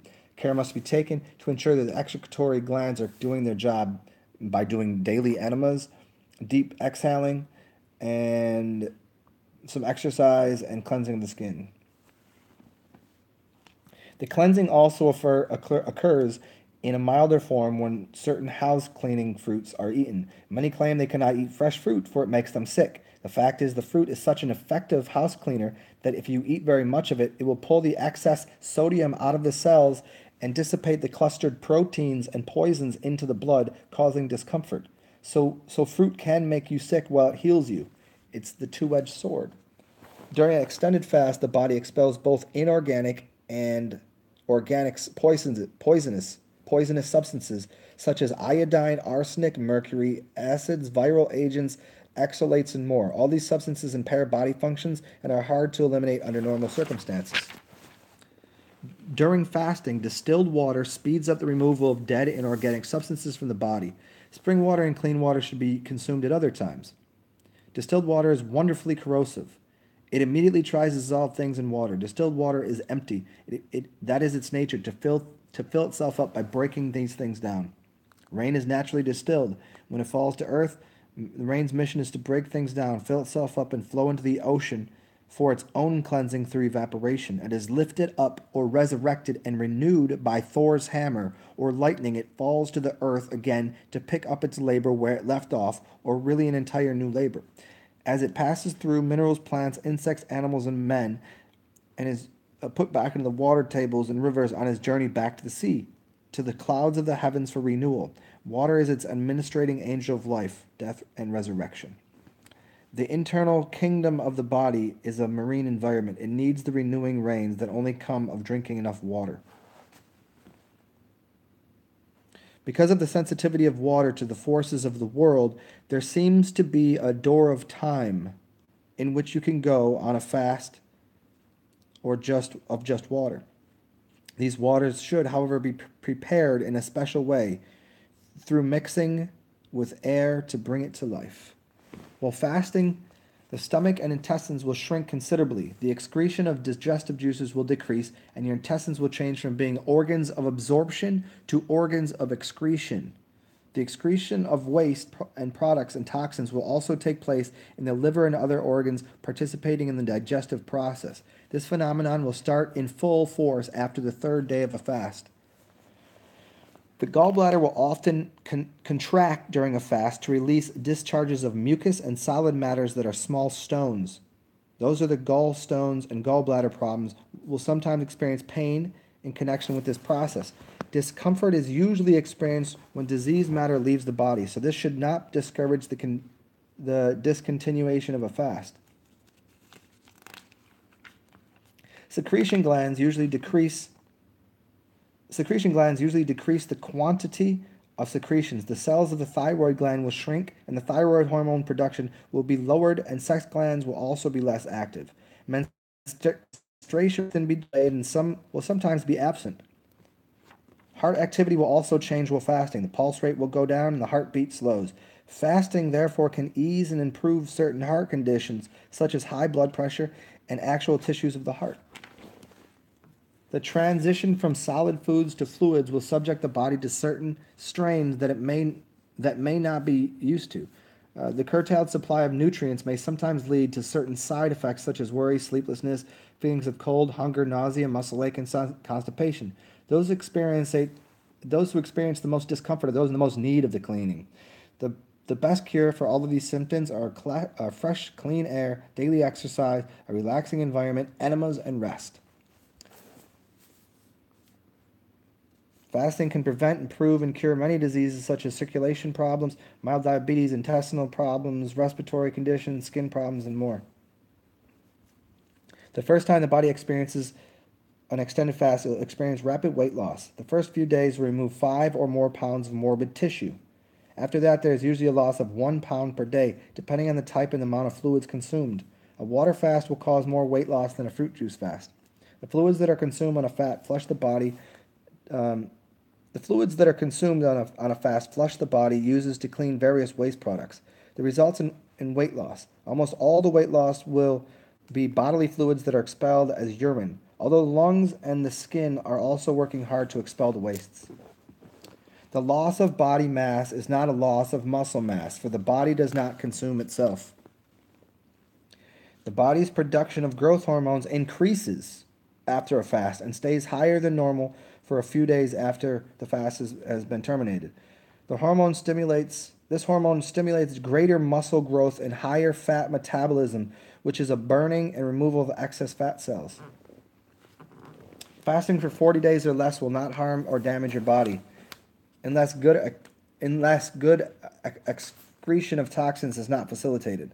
Many hundreds of people undertake extended fast to cleanse their system and cure the disease with no harmful effects.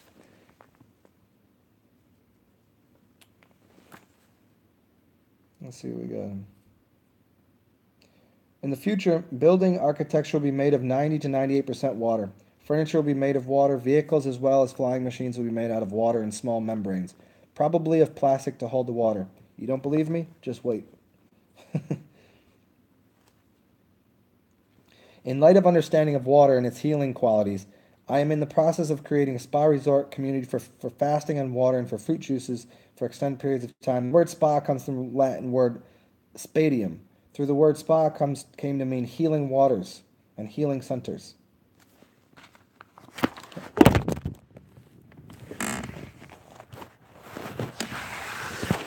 Are you guys okay? You guys okay? I didn't mean to drop you there. You all right? Okay, that was it on water right there, man. Oh, I have to give us a break for a second, and I'll give you just my little chitty chat. Let me do a little stretching, and I'll be back in a second.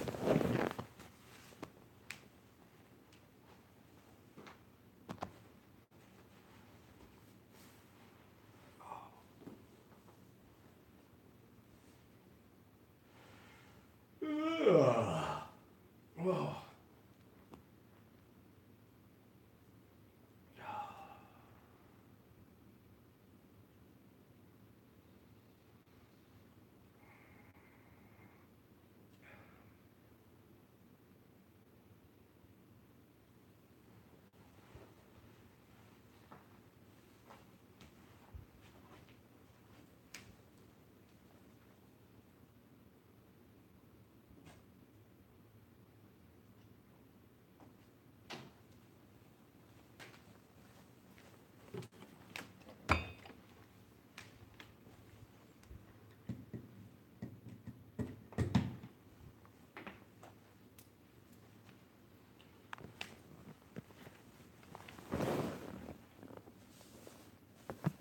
All right.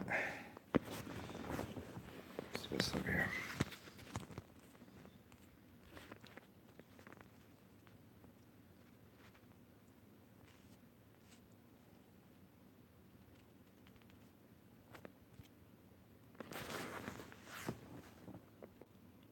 Okay.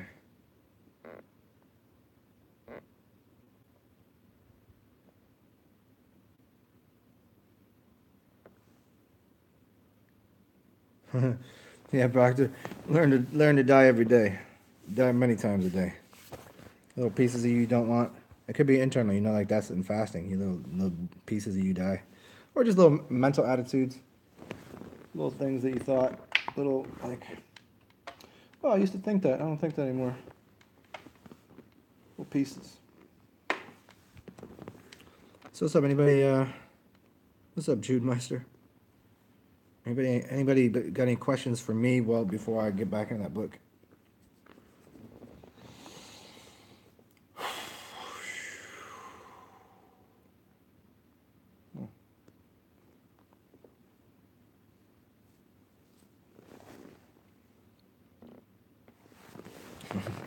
Don't think of a question, Warmax. Just speak.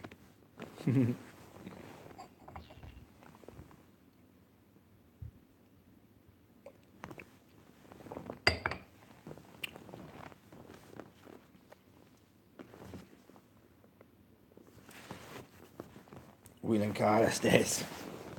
And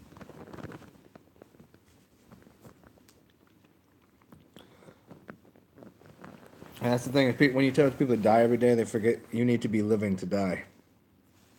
You know? The living can die. The dead are already there. If you tell a dead person they need to die every day, they can't even understand it because they're already dead. How could they understand how to die again when they're already there? You get a living person. Oh yeah, of course, of course. See you tomorrow. I'll see you tomorrow. Completely different. I'll see you in 10 minutes. Completely different. Sipping on nectar. I don't see a problem with it. Um, if that's like one thing you need to do to kind of curb your just that kind of because you have so much extra time when you're fasting. Like that's one of the biggest thing for people when they're fasting is the extra time that you have. If you really like you go, oh well, you have a little extra time. You have a shit ton of extra time. Think about it. Okay, remember, those times that you used to go to the refrigerator just to look what's in there? The time, okay, get rid of those. The time that you want a snack, so you had to go and like prepare this little sandwich or whatever. You ain't gonna do that no more. And the time you cook dinner every day, okay, get rid of that half an hour. Remember doing the plates? Remember doing the dishes? Get rid of that. Ain't got no dishes to do. All of a sudden you got extra hours, like 3 hours a day. How are we gonna fill that up? You got 3 additional hours. You thought you had 24 hours a day. Now you got 27? Like, just how did I just get 27 hours a day? Because you were wasting it on eating. And then now let's throw this in the mix. You ain't gonna go shopping. What do you go to a store? What do you go grocery store for? There's no driving to the grocery store. There's no walking around the grocery store. And you're gonna save money. And you didn't have money to spend. So now you got more money in your pocket. You got no driving the store, none of that. Okay, so how many hours are we saving today? Are we up to 4 hours a day almost? Really? Because you're gonna shop what? Like I don't know how most people shop, but a couple times a week for freshest groceries. You spend like 20 minutes driving. I don't know how far your store is. 20 there, 20 back, around 15, whatever. Run around the store, check out line, all that stuff. Well, there at Walmart, I just gave you a way to manifest money. Stop spending it. All of a sudden, your pocket will get full of money because you ain't spending on food. Yeah, the William said the le petit mort, the little death. Yeah, the little death. When you go to sleep, you die a little bit. When you ejaculate, you die a little bit. David Mannion, good to see you, man.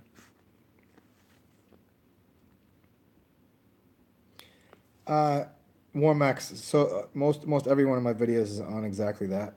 Um, I don't don't be worried about it less. The simplest way I would just give you the Neville Goddard 101 lesson. Plant the seed and walk away from it. That's it. Visualize it. Start at the point where it is. I'm joyous. I have the thing that I wanted. Plant it. Never forget it. It's done. It's yours. Don't think about it again. Don't replant the seed. Don't scoop it up to see if anything's going on there.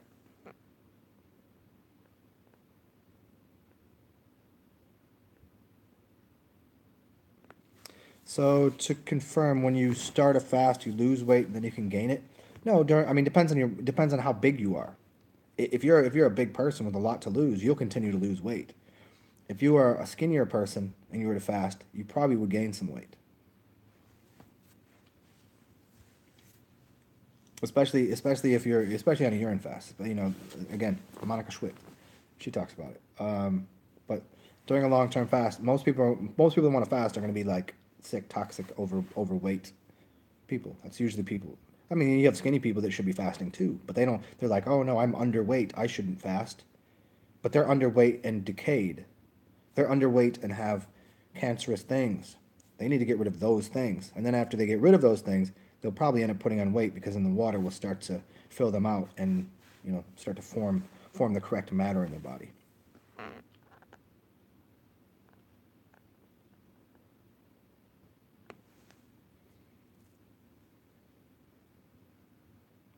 Yeah, sipping on nectar, I'd agree with you there.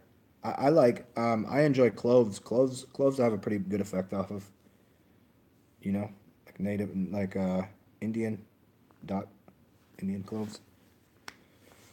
I've never done it in like shamanic levels. I've never done that. That I've no. I don't particularly like tobacco. I mean, I respect for the plant. I like it, you know, mixed with stuff, but I don't like it in large quantities. I like a just smooth little whatever off it. I don't like the kind of get a little nauseous off of it. I don't like that. But I like other herbs to mix with it because I like the experience of the other herbs, cloves and cinnamon mostly. War Max, visualize it over and over. Yeah, you visualize it until you have a good visualization, this will be easier for you. If you can visualize it and feel the way that you would feel in the visualization, that's enough to plan it, and then that's you're good. You can I mean, you know what I mean. You can revisit the idea. There, you know, there's no unhealth in revisiting the idea in a dream or in a fantasy. But you know, just maintaining the expectation for it. That's the only requirement really.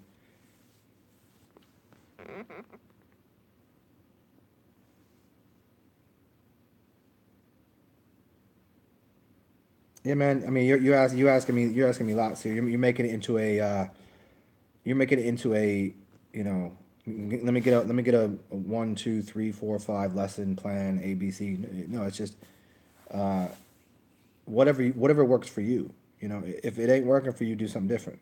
How long do here's maybe the dilemma. You have a time frame you're working with. You don't think you're getting something, so therefore you doubt it. Well, that's the problem. You don't think you're getting something because you don't know how long it takes to fruition. You don't you don't know how long it takes for you to get like if you wanted something small, you could have it very easily, right? So this is the thing about using sigils to find something small, something that you'd come across anyways, but then you go, oh, I was going to get that anyways. Okay, so you make the sigil for it, then you can just okay, subconscious verifying getting this. Okay, then you step up the ladder, and but you're asking for things you don't know how long they take to manifest. Not anybody does really. I mean, there's some people that are better at it because you kind of get used to like how much energy, how many things, how many. It was I forget who it was that was explaining this way. If I wanted a, if you want a girlfriend, right? You just say I want a girlfriend. Oh, that's pretty easy to manifest. I want a girlfriend with brown hair. Maybe a little longer. I want a girlfriend with brown hair, blue eyes, about 5'2", and I want to have a freckle right there. Ooh, all of the things the universe is going to have to do to change and alter sets of equation to find that to move the things to clockwork and jimmy the things into here. That's going to take a little longer. You visualize that perfect. You want to be the you want to marry the queen of of New Zealand or whatever. Well, you won't even believe that's possible. So you can't even think that. That's out of your league of capacity to believe that. You be like, oh yeah, I could marry the queen of blah blah blah. Do you really believe that? You don't really believe that. So you can't have that. So it doesn't matter how many times you want to think about that. So you have to put something within the order of what you believe that you can accomplish or have, and then you have to accept that, and then just that's all. So nobody knows how time works. I mean, there's a few people that can work with time and play with time. We can get out of body and play with time. We can, you know, as Savan Bomar said quite a while ago, like we can get out, you can get outside of body and work with tomorrow. You can work with time a little bit. You just place objects and things and like, oh, okay, I see. I was creating my realm here from a different frequency, but that's next level stuff. You know, that's really next level stuff. But for here now, for what you're doing here, is you're making a visualization consciously, or right as you're getting to sleep, right there. That's a good place to do it. You know, you get in that little place, start visualizing from there.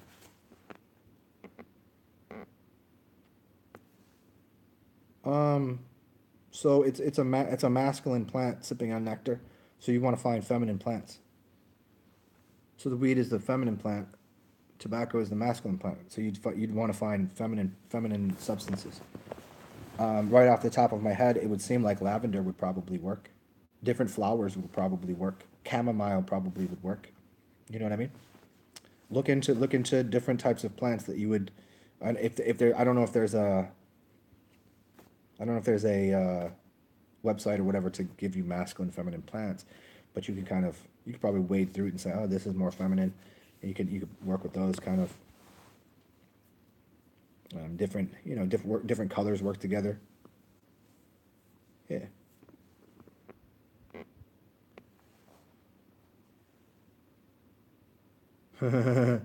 Yeah, William. Yeah, there you go. So, you already got it. Chamomile is a great one. Mullein is great for the actually lung health. Everybody's like, oh, smoke is no good for lungs. No, mullein is good for the lung health. Blue lotus. That's funny. Acipia nectar. Those are three of my favorite things that I use. Mhm.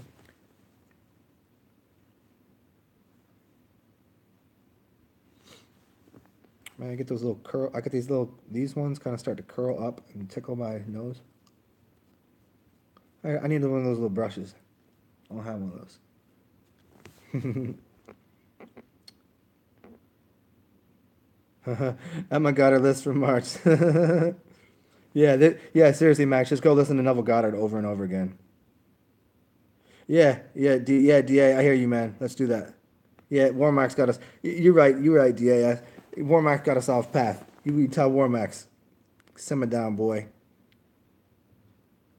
Yeah. So let's get back to the lesson here. Thank you for keeping us on track. DAS. Let's get back to this.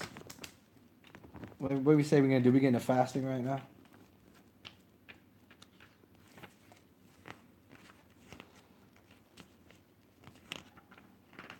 Okie dokie.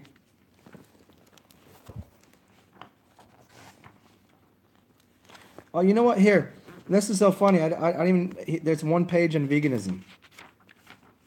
I don't even know this existed here. Let's see what Don Tolman has to say. I'm gonna guess it's something like I have to say. One time I was a vegan in the most strict sense of the definition of the word. Now, after years of observation and dealing with sickly, even terminally ill people, I am what one would call probably a plant based, whole food, free range, ovo, kindly and lovingly treated lacto vegetarian. I avoid any and all animal products and animal byproducts as reasonably possible. Here in the 21st century, the animals have suffered at the hands of the hideous, out of control pharmaceutical ar- um, agriculturally factory chop shops. I say that I reasonably avoid them because today's phones, cell phones, books, computers, cars, car tires, bicycles, airplanes, and more all contain elements of animal products. Even processed sugar is filtered through animal bones. Unless the sugar is certified kosher, that it's filtered strictly through cow's bones, no pigs there, baby. Like that makes a big lot of a difference. Well, I guess it does to some. Now, instead of focusing strictly on personal purity, over the years it's become apparent to me that we need to focus on reducing suffering. Instead of eating the legs off of dead chickens and drinking the drug-laced chemical fluidiums of cooked factory, white mustache cows with milk all pumped up with growth hormones, maybe we can learn to support our neighbor next door that has a family pet, Bessie, or even milk goats who roam freely in the grassy, flower-shredded pastures. It's pretty easy for lots of folks to have some chickens and wandering around in the yard, happy, content, and friendly. I've seen too many underdeveloped children that couldn't even walk by the age of 4 just get up and walk after drinking 2 weeks on raw milk from lovingly treated animals. To deny that life giving and sustaining energy of grass magically made white and sweet by those gorgeous beings, to deny this would be for me to deny an observable functional truth. I've watched terminally emaciated, sent home to die patients turn around, fill out, and live another 15 years of a vital, happy life, eating a diet especially made of red potato salad with free range boiled eggs in abundant supply. If more people could stop eating factory animals and drinking factory milk and factory eggs, we could eliminate those agricultural industries, as billions of innocent beings would be spared miserable lives and suffering and pain as they were led to their own slaughter. We can choose animal products that don't support animal exploitation. For instance, in India, Pakistan, Nigeria, and even some U.S. states, there are companies that make leather boots and clothing from animals that die on the farm from old age or other natural causes like lightning hitting a nearby tree, etc.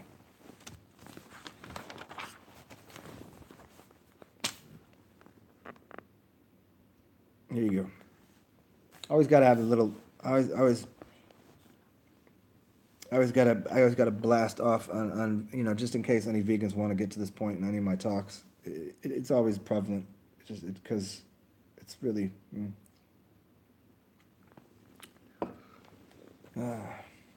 I'll quote William Costes. People want to live off the earth, not on it. Vegans are people that want to live off the earth. They want to float up in the heavens and just levitate and look low, live on the earth, with the earth, with the earth and the plants and the animals and all of this. You know what I'm saying? Know what I'm saying, B? You know how we get down, dog? Here we go. Let's switch it up on them. Let's talk about fasting. Fasting has existed since the beginning of all life on Earth. An ill or injured animal's first instinct is to abstain from solid food until it is healthy again. Um, we went through this in another chapter, so we'll just scroll through. Here we go. Yeah, we covered this last. It was in the end of the last chapter. He kind of just went through it a little bit. I'm gonna get to. Yeah, we already covered this in the last chapter. Okay.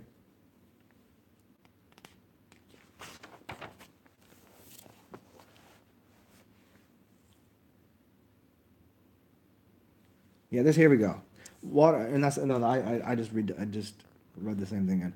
Water fasting, from Anhotep to Moses to Pythagoras to Elijah to Jesus to Joan to ancient Olympians to thousands today.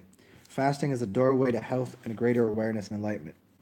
Fasting is an exceptionally ancient and powerful approach to healing many common diseases. It allows the body time to rest, detoxify, and heal. I'm not going to get right into it because we know what it does. The physiological changes of fasting. Many of the most dramatic changes that occur during fasting take place in the first 3 days. This occurs as the body switches from one fuel source to another. Normally, the primary form of energy the body uses for energy is glucose, a type of sugar. Most of this is extracted or converted from the food we eat. Throughout the day, the liver stores excess sugar in a special form called glycogen that it can call on as energy levels fall between meals. There is enough of this sugar source for 8 to 12 hours of energy, and usually it is completely exhausted within the first 24 hours of fasting. However, once the body shifts over to ketosis of fat as a fuel, this new fuel is used to also restore the body's glycogen reserves. Once the liver's store of glycogen are gone, the body begins to shift over to what is called ketosis, or ketone production, the use of fatty acids as fuel instead of glucose. This shift generally begins on the second day of fasting, and is completed by the third. In this intermittent period, there is no glucose available, and energy from fat conversion is insufficient, but the body still needs fuel. So it accesses glucose from two sources. It first converts glycerol, available in the body's fat stores, to glucose, but this is still insufficient. So it makes the rest that it needs from catabolizing or breaking down the amino acids in muscle tissue, using them in the liver for glucogenesis, or the making of glucose. Between 60 and 84 grams of protein are used on this second day, 2 to 3 ounces of muscle tissue. By the third day, ketone production is sufficient to provide nearly all the energy the body needs and the body's protein begins to be strongly conserved. Let me read that again. I'm sorry, guys. By the third day, ketone production is sufficient to provide nearly all the energy the body needs, and the body's protein begins to be strongly conserved. The body needs a tiny amount of glucose for some functions, however, so a very small amount of protein, 18 to 24 grams, is still catabolized to supply it. So that means 1 ounce of muscle tissue per day. Over 30-day fast, a person generally loses a maximum of 1 to possibly 2 pounds of muscle mass. This conservation of the body's protein is an evolutionary development that exists to protect muscle tissue and vital organs from damage during periods of insufficient food availability. From the third day onward, the rate often breakdown of fatty acids from adipose or fat tissue continues increasing, hitting its peak on the 10th day. This 7-day period after the body has shifted completely over to ketosis is where the maximum breakdown of fat tissue occurs. As part of the protein conservation, the body also begins seeking out all non-body protein sources of fuel. Non-essential cellular masses such as fibroid, tumors, and degenerative tissue, bacteria, viruses, and other compounds in the body are used as fuel. This is part of the reason that fasting produces this kind of health effect. Also, during this period of heightened ketosis, the body is in a similar state as the one that occurs during sleep, a rest and detoxification cycle. It begins to focus on the removal of toxins from the body and the healing of degenerate and damaged tissues and organs, literally replacing them with new cells.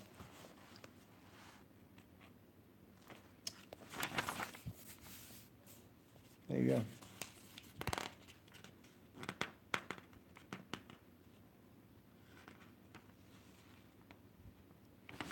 So what else we got here?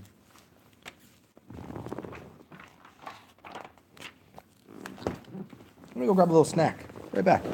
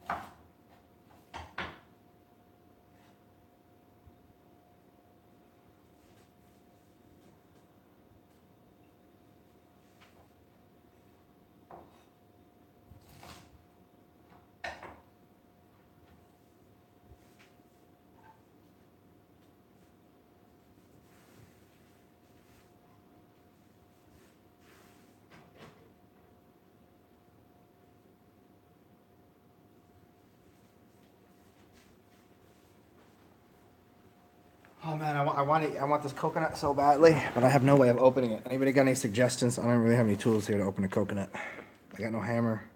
I got no nail. Anybody know how to open a coconut without? I have to go smash on the sidewalk, but I'll lose all the water. I don't want that. Yeah, basically 3 days. It's an effect for the first 3 days, but as I point out many times, 2 and 3 day fast are doing the most harm to people. This is why girls, I said there's guys with these problems too, obviously, but most of the time it's a girl that has an eating problem. She'll go 2 days without eating, so she's causing a lot of breakdown of muscles. She's hurting herself very badly. If you do 2 or 3 days worth of not eating, that's the worst, because you're destroying, you're catabolizing muscle at a high rate. Then, if you were to take it 5 days, it wouldn't be that would be healthy. She would be extremely healthy. But that 2 to 3 days is where people make the mistake. A one day fast is fine, because your body really hasn't even gotten to that point yet. But the second or third day, do not do 2 or 3 day fasts. I may just make a title of a video and just say that and explain it, because I've explained it many times in these videos. 2 or 3 day fasts are the worst.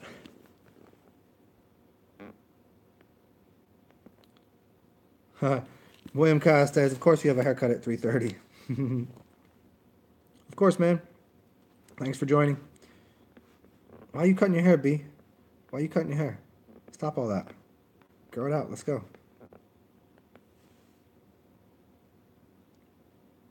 Oh, okay. Oh, DAS, you're new to my stuff? I've seen you a couple times. Yeah, man, I got lots and lots and lots and lots of videos, man. I think I have a lot of them on lock right now because well, some of them I was just wilding out in, and I'll save those if you want to watch me like be a fucking retard. That's fine. But some of them I just want to keep to my own little private collection. So if some people want some extra level knowledge, but I think I have maybe like a thousand videos. Yeah, there's maybe 100 of them that are music or whatever, but there's lot of them out there. So, and I haven't tagged them very well at all. They all pretty much have the same tags. It just was never. I was just interested in making videos and getting it out there and having the information out there. So maybe one of these days, somehow I'll find a way to organize my videos properly, or I'll just start making new. I'll just start a new channel and just do like Zen 101, and we'll start with one subject and I'll tag everything properly. That's probably the route I'll go.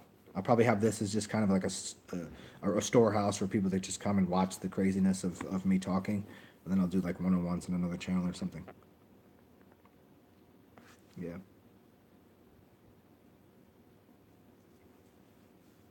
So what's up, man? You wanna get anything else in this book? Or you want to chat with me since you're new to this stuff? Because there as I say, rub the genie's lamp. It's vast. Vast.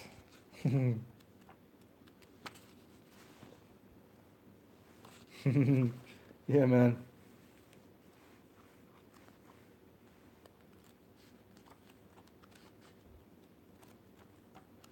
I mean, I've only been doing these readings in this book because I thought it'd give me a little something else to do because I've just been spent on talking because I've just done so much of it. I've just put out so many like and just answering the same question. It's like it's like man, I already said that. I already said that. I know. Like you ain't heard me say it. If not you personally, but like people like I know people ain't heard me say that before. So, but I just get tired of repeating myself. Like, just go watch my other videos. Just watch my other videos. It's all there. Like Zen, I don't have time to watch 1,000 videos. I'm like, oh fuck. Okay, let me do this again. So yeah. What do you want to know here? I mean, because I'm just preparing some broccoli snack. Uh, I'll give you some. Besides, whenever I do these videos, they end up being 2 hours, even if I'm gonna be on here for half an hour. So what's up? Anything? Anything you want me to dig into right here? Oh.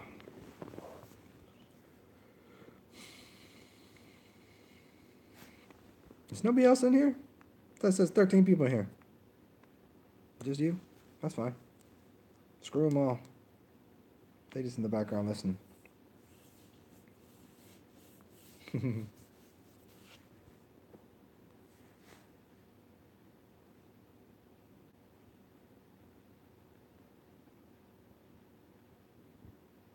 Mm.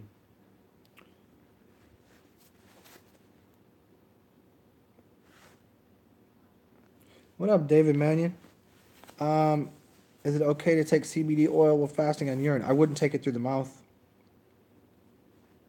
I think that would be you would screw up the digestive system. You keep the digestive juice going. So I wouldn't do that. And I don't know because I'm sure that it's the same thing if fasting on water. Because if you can do a urine fast for 40 days, then you're shutting down the system. But if you introduce a fat, I think you're going to be starting the system up. So I would put it on the skin. That way it doesn't, you know what I mean? And the CBD oil is going to work better through the skin anyways, because it doesn't get burned off by all of the acids in your stomach. Did I finish all about fasting? I mean, there's other chapters on it about.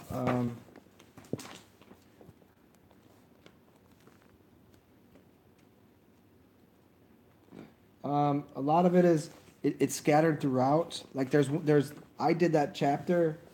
It was kind of just a redundant thing. I think that covered up. I think that covered basically what needed to be said on it. Is there anything specific you want to know about fasting? And if you've never seen my videos, I did one on my 40-day water fast. And there's probably another dozen if you just put my name in fasting, or just fast, or water fast, or something like that. Ooh, my broccoli, I can smell it. I'll be right back. Let me go capture my broccoli before it runs away.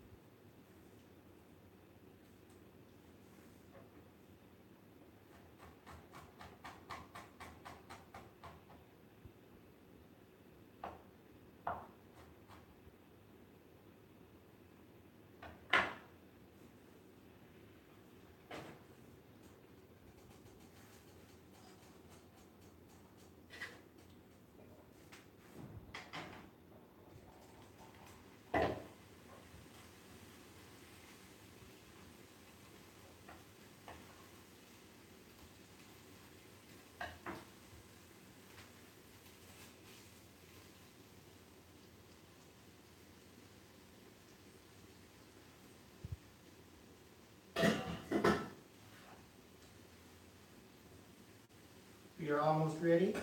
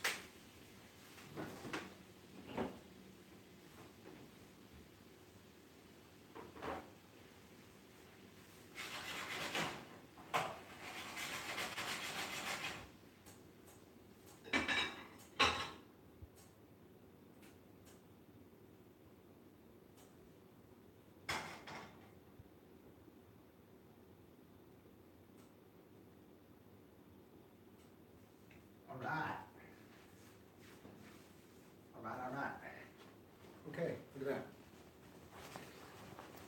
that. Oh, look at that. Everybody left. Good.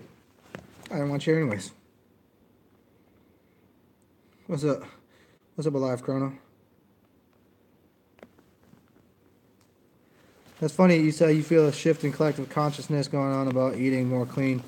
Trying to fasting and interpreting this evening. Ended up hearing you. Right before I got on here, I was revisiting the book, The Celestine Prophecy, and it was like the first part of the chapter, you know?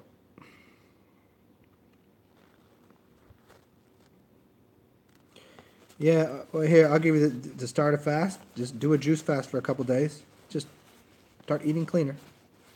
Juice, fruit, eat vegetables, and then just straight into water. There's really nothing to it. Just stop eating. That's a fast. You know what I mean?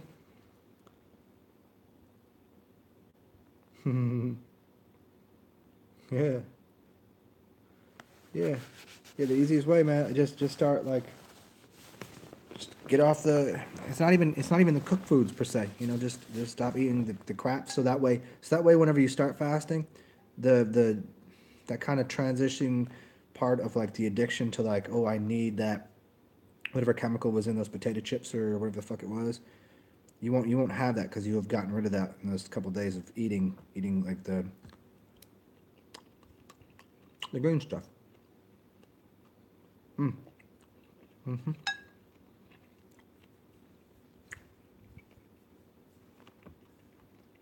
Well, it's up to you if you want.